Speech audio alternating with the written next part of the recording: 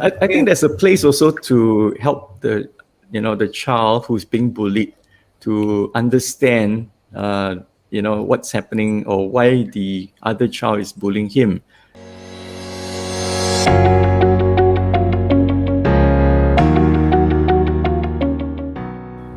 You are listening to the WADT podcast. In an earlier episode, we talked about helping our kids find and choose friends.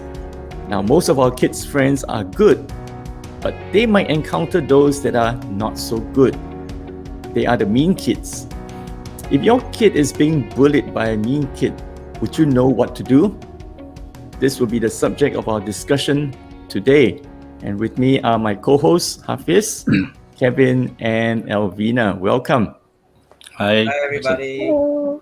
Hi, everyone. All right. So today we are talking about bullying and the mean kids. So let's try to define bullying first. Anyone want to try? I think the traditional way of bullying that I know is the kind of whack, just don't like the Physical. boys. Yeah, physical one. I don't like the guy's face or the guy tease me, then I just go and gang up him and just go and beat the fella. I think another way of bullying also is by money. So it's like give me your money, kind, give me some pocket money. Yeah. These are the That's two that I more know like of. extortion, right? But it's a form of bullying, isn't it? I think. Yeah. Yes, it is. It is. Sure. Okay. But there's also non-physical forms, right? And what are they? Anyone? The emotional, psychological, Yeah. passive aggressive, Yeah. The relational types that I think that girls probably are more subjected to. Yeah. In terms the of Cold like, Wars. Yeah. Yeah, All the even like rumors spreading and stuff like that. Yeah. even I heard ignoring a child, a child a person can feel that she's being singled out or bullied psychologically. Absolutely. Yeah. And it can start from a very, very young age, I mean, I just recall my eldest when she was around 8, and it was in ballet class, and she wanted to hang around her usual group of girlfriends, right? But what happened was something changed. Someone suddenly, I think a few of them suddenly own their own mobile phones. So when she started to join the group, and then she realized that she didn't have one, so it's as simple as that. They just looked at her, and then they said, "Oh, you don't have a phone. You can't join us anymore." So, yeah, it can start from a very young age over something like that. It used to be toys, right? If you don't give me that toy, you can't play with me or something like that. And now, things are becoming more sophisticated. What about cyberbullying? I've heard that a lot. Cyberbullying. Oh yes, that is like a huge world out there, a huge world, and I don't know how. It's hard for parents to sort of keep up, but I think it's important. So just while we're talking about that, when we opened up their accounts on Instagram, one of our conditions was this, that we have to be their friend. They have to accept us as their friend on IG. And I think because they were relatively young, I think they were like 11 or 12. And so we were part of their group. So we were privy to, the kind of things they post, the comments that they get and stuff like that. So because of that, we were part of that world. So I think that actually helped in terms of, entering into their world and also reading some of these comments that like, what's that about? But anyway, yeah. What is that? I think cyberbullying can be, in a way, worse than the actual bullying when you're face to face, with people. Because cyberbullying, there are many people on the net, and some people you do not know. So people just chip in. They will add fuel to the fire, and things like that. And so you can, instead of just having one or two mean kids in school, for example, you end up having thousands of people, coming against you, making comments and criticizing you and all kinds of things. So it's can be much worse when it's online.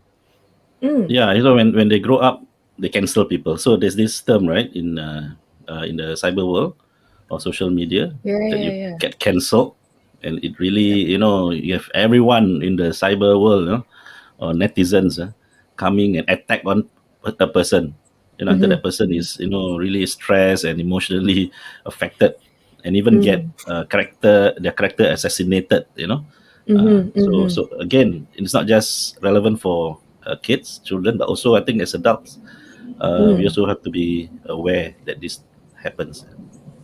Yeah. The intensity of it. Yeah. What do you think is the motivation, or what's the what causes someone to bully others in whatever form? I sometimes think some kids sometimes present themselves as easy targets, whether it's their size or whether it's purely because they appear different one way or another. They become an easy target for kids who are already maybe looking out for someone. I guess sometimes bullies also don't. I think bullies also or mean kids, if you say, they don't feel good about themselves in the first place.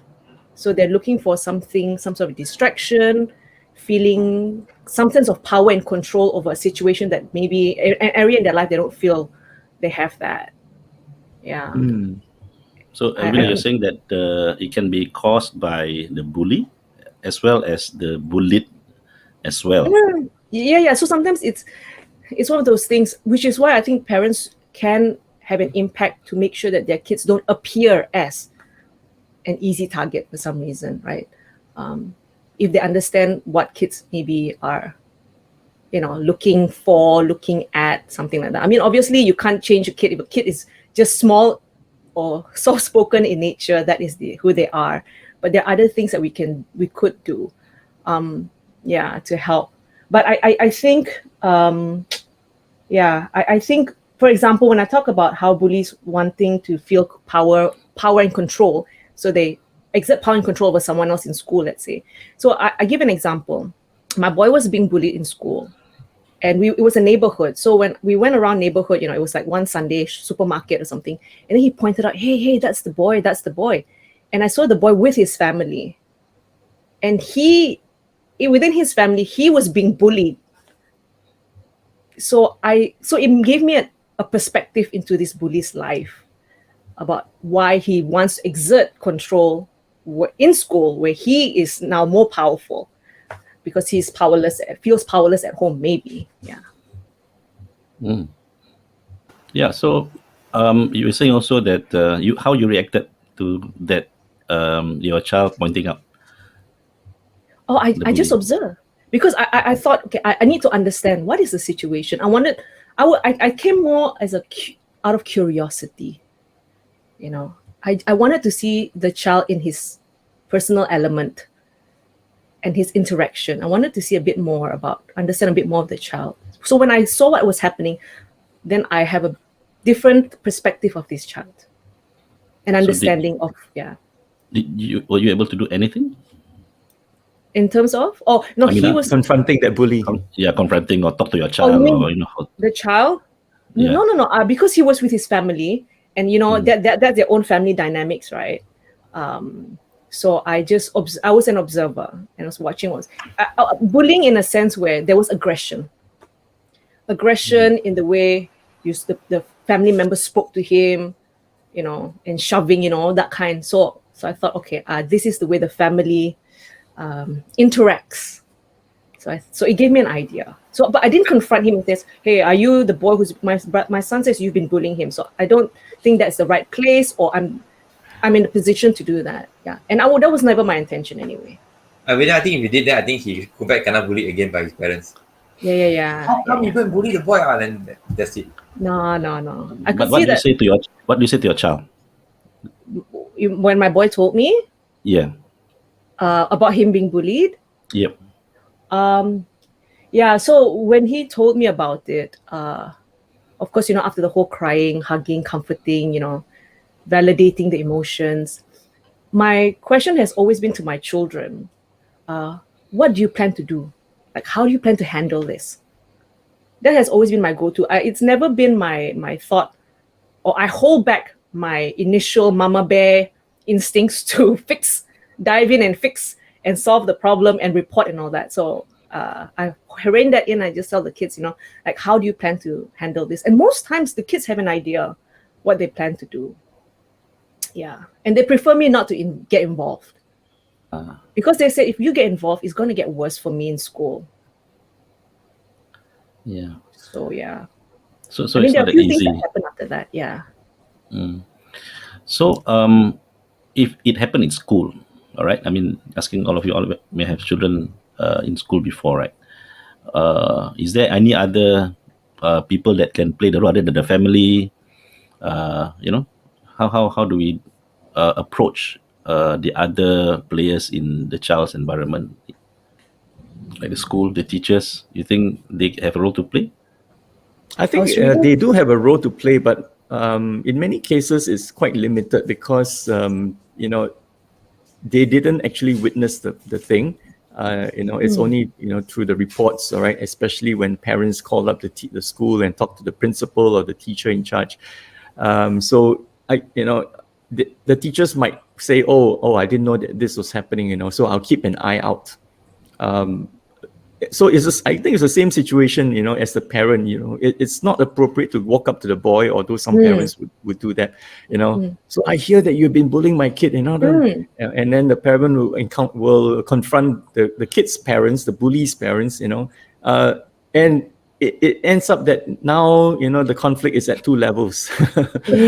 Right. That's right. Yeah, so I can imagine the job of the teacher or principal might be very difficult, all right, because it's not real time. It's already passed, something after the fact. So all they can do is just keep an eye out and look out for aggressive behavior or things like that, and then talk to the boy about it, right? So because you don't have evidence, you have no videos about what the boy has done, so it's very difficult to in that sense, allege or accuse the boy, you have done this, I hear you have done this, all right, so I will punish you or something like that. And I think some schools, during their assembly time, they might talk about, what is appropriate behavior, how to be nice to each other and things like that. I think that's about all they can do. Yeah, How so about the it's school important. counselors though? School counselors are also another avenue, like not so much about intervening, but at least an outlet for our child to go to straight away in schools. Let's say if they experienced bullying during recess, for example, the teacher, the subject teachers usually have to man the class and stuff like that. Maybe directing them to an option is the school counselor, to speak to the school counselor first, instead of having to wait until after school, then come home and tell the parent. Like, at least they can tell an adult straight away and just to handle the emotions first before things get spiraled. I think, yeah. Sorry, Hafiz, you're going to say something? Yeah, so there are third parties, there are parents, there are schools, there are counselors who can probably do something, but we understand also that it's not going to be very easy until we're able to get the facts and so on. So what would it be better for the parent themselves, we parents ourselves, teach our children how to handle bullies, or even before they are being bullied, even stop it from happening. So what are the things that parents can do, maybe from your experience and observation? I think the first question to ask is, how should the parents respond when they find out that their child has been bullied? Okay, I think the response of the parent, immediate response, is very important, right? It can be, of course, one of shock or surprise. It can also be of anger, and wanting to do something immediately, right? To wrong the right and things like that. So what is appropriate? What do you think should be the appropriate response of a parent? I would think the first time, the moment you hear it is, there are a couple of things, but I think to take it seriously, to at least give your child the impression that I take it seriously. Whatever, if it's listening, asking questions, finding a little bit more, is to let your child know that I'm taking this seriously, I'm listening. And I think, and like I said, the whole mama bear instinct is like kind of, or papa bear maybe, you kind of rein it in and like, okay, my emotions, I need to handle my emotions first. Let's get the facts and, let my child kind of like, share what they're going through. I think initially, I feel that would at least help your child. Yeah, I agree. I think as parents, I guess we need to be alert on such things. So I agree with Avina. We need to stop what we are doing and then really take time to listen to your child. Like, well, what happened? Tell me more. Tell me more. what happened, how do you feel? Yeah, how do you feel about the situation? So make sure that your child is or rather understand what your child is processing, how and whether they're still processing it, or I just want to know that I got bullied, but I'm fine, the kind of thing, or they still grappling with it. Like where are they with their reaction? And maybe really asking what really happened, right, to understand the situation Yes. better, Yes. and along the way probably help the child to respond himself, how to react to such situations, because it may happen once, may happen again. And I think empowering the child and getting them to do something about it, to stop. I think Paksan, you have some experience in it, I heard. Well, I have some experience, very, very limited one. I mean, on a personal level, I was now. I've always this question in my mind. Where do we draw the line between being teased and being bullied?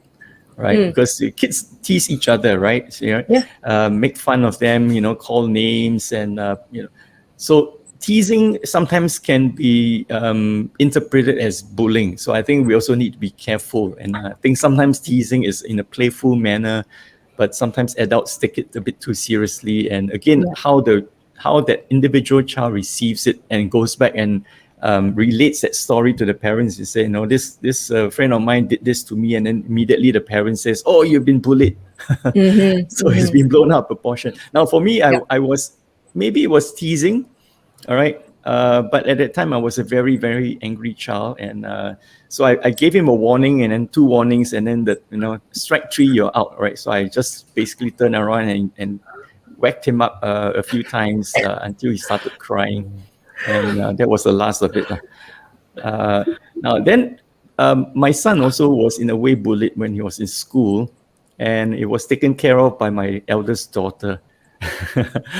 My eldest daughter, said, "Oh, who's the guy? Okay, all right. He's going to get something." So I think one day when they were in school, he was that boy was walking, and I think they were playing football or something like that, and she basically tripped him. Tag team. I mean, when you talk about teasing and bullying about, I think the line is when the target person doesn't find it funny anymore. Because when I tease you, you laugh, ha, ha, ha, then that's fine. But when you don't find it funny anymore, and you say, "Stop it, Kevin," and I don't stop, and I keep going, then I think that's where it switches to bullying. I mean, if you want to draw a line, I guess, around there, when the person that you're teasing don't find it funny anymore. So is it to react or to walk away and ignore? Which one is better, or depend on the situation? React or walk away. Oh. Yeah, some people may say that you make whatever that he makes fun of you, make fun of you, make it humorous, because psychologically, if you don't take it to heart, then it won't affect you unless it's physical. I'm talking about psychological bullying, for example. So you just make it fun and walk away. Do not react and play into the situation, because definitely the bully wants you to react and entertain him, right? And he feels good, and it becomes a back and forth. Well, who wins, who lose? So if the bully is the one that has upper hand, then I win, and for you lose, right? And therefore, the person who loses psychologically may be affected if he plays into that. I guess it's like, if you're thinking, what does the bully want out of you? A reaction, a negative reaction. They want a sense of power and control over you. That means, in that sense, that you give the bully what they want. But if you don't give the bully the benefit of that, does that mean that they stop coming after you? Yeah. So, for example, the bully wants you to cry, right? And for you cry, right? I mean, the child cry, so he feels good.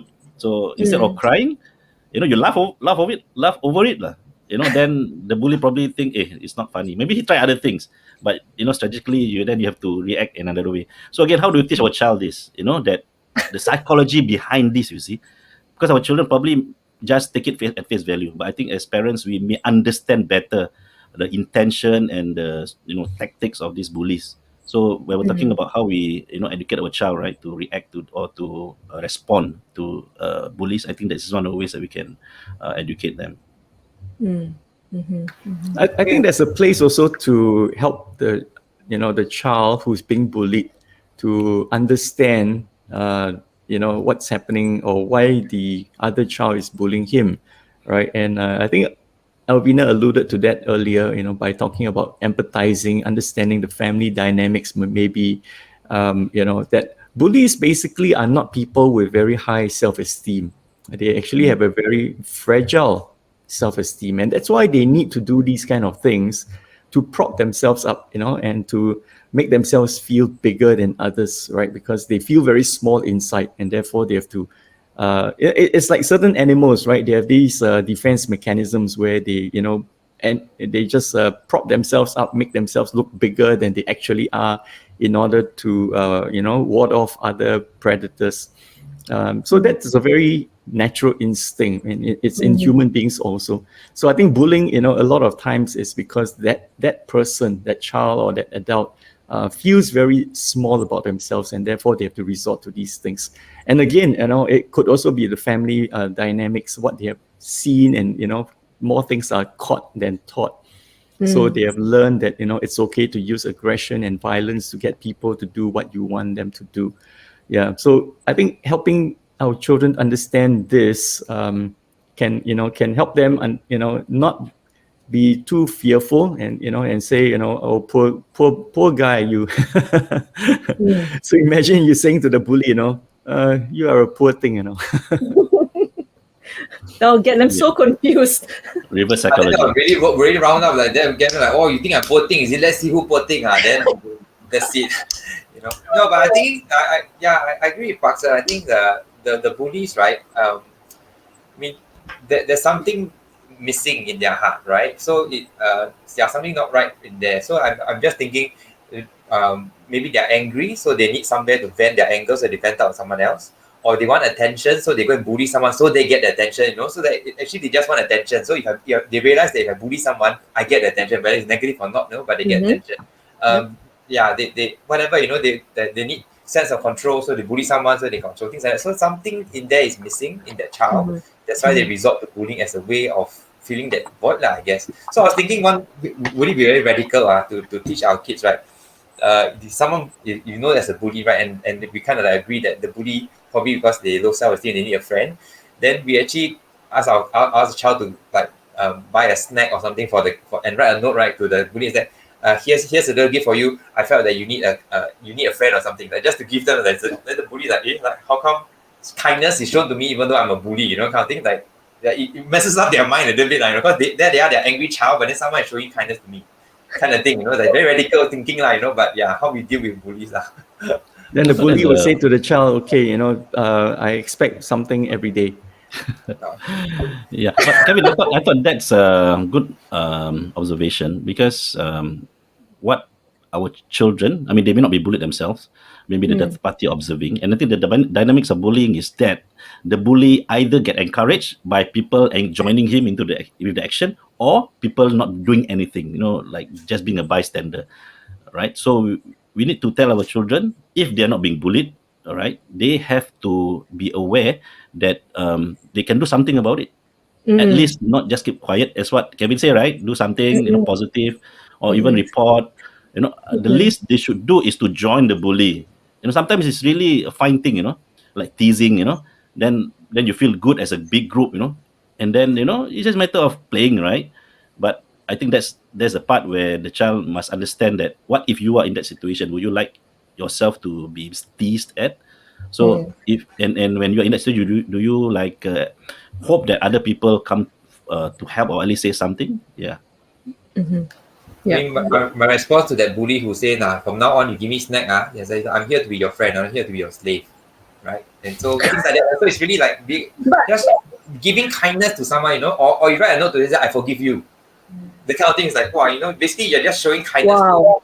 Right? You're just racking their mind a little bit, but not tit for tat, but kindness instead of aggression, because like I said, there's something missing in that kid. But then when kindness is being given instead, I don't know, just very thinking. I think there are different age groups, right? So you need to also understand how your child operates. So if your child is, let's say, not quite in that kind of, have that disposition, right? And like what Parkson says, it might actually backfire and turn into something even worse. So I don't know if I would recommend that to my 8, 9, 10-year-old, because I don't know if he or she knows how to manage if it backfires and it like, oh, okay. My advice when they were younger really was don't find yourself in isolated spaces. Let's say practical stuff, right? Be, especially during recess, playtime, and all that, be in spaces where there's an adult. You know there's going to be an adult there all the time, a teacher, whatever. And another thing I would say, always hang around with your friends. Stick with your friends when you move about. Oh, another thing also, one last thing I told my child is let the teacher know. Every time it happens, let the teacher know. And so when what my son did was he felt this empowering. He told the teacher, so-and-so did this, where, blah, blah, blah. And then when it happened again, he went back to the same teacher. Have you done anything? Because this boy did it again. You know? So I think this is where this is how we can empower our children to take action on some things and know who to turn to. I think that's knowing who to turn to. If it's not your parent at home, right? Like Kevin, you said, a counselor. There's a counselor. There's a teacher. So at least, the very least, they know some practical skills and at least know who can I turn to in this situation? My mom or dad, they're not here, but who can I turn to? Yeah. Okay, final question. What can parents do to help their children be more resilient? Now, resilience is usually after the fact, right? If you fall down, you're able to pick yourself up. That's resilience. But I guess here what we are trying to talk about is how to prepare your child, all right, for such an event where, there is this mean kid that is trying to do something and, be aggressive and be, taking advantage and all that. Can parents do anything to, prepare the child for that and to, give the child the right kind of characteristics or, attributes to be able to withstand these things? Yeah, so thinking about this podcast about bullying and how we can prepare our kids, I thought one thing that we can do as parents, which I'll do later with my kids, is to have conversation about this bullying thing. Let's have a check-in, are you being bullied in school, or do you see anyone in your school being bullied? Just have conversations like that so that they are aware, and we can also pick it up. Because if some of them, when they are being bullied, will keep it to themselves, and that's a problem. But having check-ins with them regularly, it's a good way to actually. What first step, I guess, rather than they can't tell you, "Mama, I got bullied," or "Papa, I got bullied," is they are already being prepped that if they are being bullied, what can they do? So I think first step is to have regular conversations about this issue of bullying in school, especially with mobile phones and things like that as well. Yeah, I think the child also need to have good self-confidence. I think in the school environment, or even, especially, right, they have CCAs, get them involved with these social groups. So they are always have more friends and have practice how to deal with difficult situations, and that brings the best out of them. So, and increase their self-esteem. So I think that's one way to, I thought, show some resilience. I would say, I was thinking about it. There's so many things, right? But one of the things I think will really help with resilience is giving your children opportunities to problem solve, which then means we should allow them to fail, make mistakes, allow them to face consequences of unwise decisions, disappointments, frustrations, because I think that teaches them also that they can bounce back, that there may be a time where they need to make some decisions, they need to go through the whole process. So I think that giving them that kind of situation where they are in a safe environment, rather than before they meet their first bully, let's say, it already builds them that kind of confidence because they've experienced disappointment, they've experienced failures and all those things. And they know that, or they've got certain skills that can help them. Yeah. Rina, I like what you said earlier when you guided Caleb to ask him, what would you do in this situation? So you actually let them come up with their own solutions. I did it with my kids as well, but just for fun. What can you do, kind of thing. So even if it's a negative response, okay, what else can you do? It's like, well, I'll smack the guy back. Okay, yes, that's one response. Yes, it is an option, right? Yeah. Okay. What else? Yeah, of course. Right. So yeah, so process with them a few options, and I suggest, they suggest, so there's we are brainstorming what we can do. But I think one of the things I always ask them to do is to tell an adult. So tell an adult, teacher, counselor, or parent, because I'm also training my kids also to be watching out. So they may not be the target of the bullying, but they may observe bullying happening. Yes. Right. But we don't want them to have a bystander effect where they just stand there and watch something happen and they don't speak up. Because I think recently, right, there was a video of a few school students in a car park. They were fighting. Remember, they were beating up this other person, and then they were just watching, right? So I'm also training my kids to speak up, lah. And because in some sense, if you don't speak up, then the bully gets away with it, so to speak, and then the bully thinks that I can just keep going doing this thing and I can get away with it. A bystander role is actually very, very important. I think there were some research studies where they realized that intervention by teachers in school or bystanders, it makes a huge difference when it comes to bullying. Yeah. So I think that's a message as well we should, share with our children. I think to, in that sense, toughen up a kid, all right, so that, whatever happens, whatever the child experiences, it would be like water on the duck's back.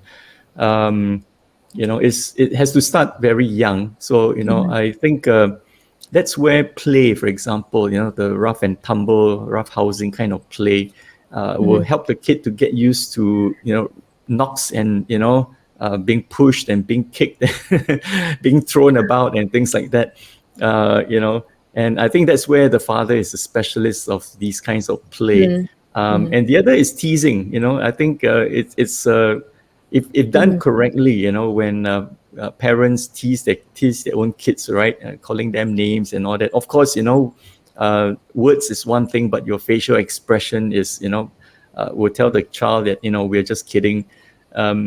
These little things can actually help the child get used to these kind of things, and so that when it actually happens, it doesn't impact them.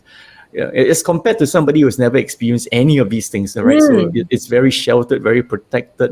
Never had a scratch on him, and then suddenly, something like this so traumatic happens to him, then it really hits him harder than another kid who has kind of been growing up with these kinds of friendly teasing and wrestling and things like that. So I think those will help, if done correctly. Right. That's interesting. I think, interesting. Yeah, continue. I was thinking about, when you talk about play and family, we always say it all starts from the home, right?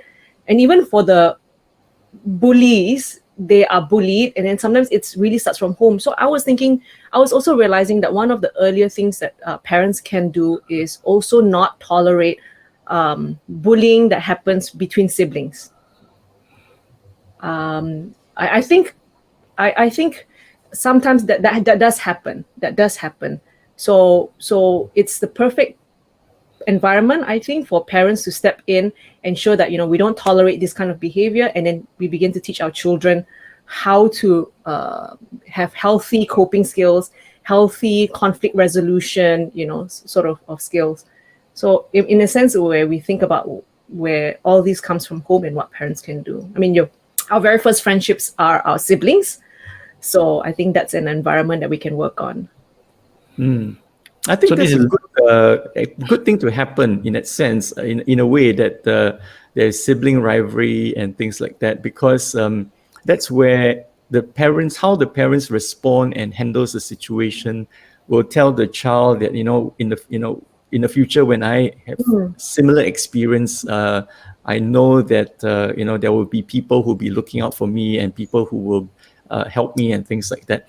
But if the child doesn't feel any support at home when he's being bullied by an older sibling, and he begins to have an outlook of the world that is safe, is unsafe, and people will not care about you and things like that. So I think what happens, his experience at home will, in a sense, give him a certain mindset and outlook. That's right. So I think I cannot underline the importance of being aware of all this about bullying, because I've read a recent case where it leads to suicide, and this so-called bully side is a phenomenon that is happening. I think even a few years ago, MOE makes statements because of cases in school, kid being bullied, and they even say that the school didn't do much. So I mean the thing is, it's everyone's responsibility to keep that communication line open and to start listening to and be aware of what are the symptoms of bullying, such that it doesn't go unnot. No, I mean we struck it off, and all the signs, and it becomes worse and worse, and can lead to such a tragic consequence, which none of us, would like to happen to even not only our kids but other people's kids. That's right. Yeah, I think sometimes parents will say, oh, this is just a phase, all right, it will pass. I think it does happen. It could be a phase, but there's also a possibility that it might not be a phase. But whatever it is, I think such experiences can be quite traumatic to the child, and leaves a lot of some emotional scars on the child. So it's important that parents learn how to handle it properly, so that the children will be emotionally and physically, mentally healthy into their adulthood. All right, so this has been a very interesting topic again, a hot potato. If it has not happened to your child, then consider yourself blessed. But if it can happen, so never say that it will not happen to me. But so it's important to learn how to handle it. And even if it's your friend's child, your neighbor's child, your nephew and niece, this knowledge and skill will come in very handy. All right, so thank you very much, guys. And till the next time, have a nice day. See ya. See you. Stay safe. Right.